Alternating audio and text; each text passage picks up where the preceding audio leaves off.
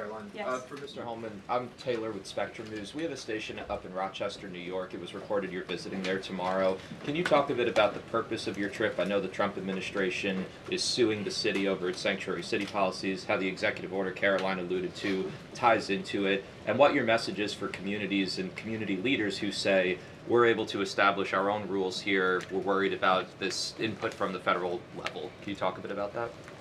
Well, same thing I talked about earlier.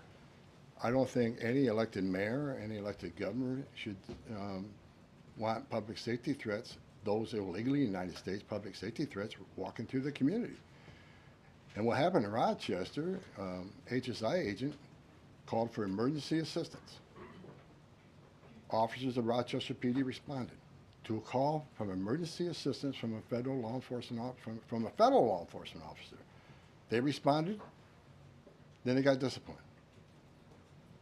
I don't think anybody can come up with one instance where an ICE agent, a Border Patrol agent, didn't respond to an emergency call from assistance from any law enforcement agency. Cops need to help cops, especially in an emergency situation. But they got disciplined. And I met those officers down in Nashville soon after that. I think it was a couple of days after it. And I told them I stand with them. They did the right thing. Law enforcement responding to emergency assistance from law enforcement. So I'm going up there to support the men and women of law enforcement, the men and women who carry that badge and gun every day. They're working the streets at 2 a.m. while we're all sleeping. I'm going to give my support, and they just announced a lawsuit, and that's one of many. Sanctuary City is going to be sued on this administration for flouting immigration law. I mean, the law is clear, and they're violating it, and this administration is going to take actions. I'm going up there to show my support of men and women of law enforcement. I started as a cop.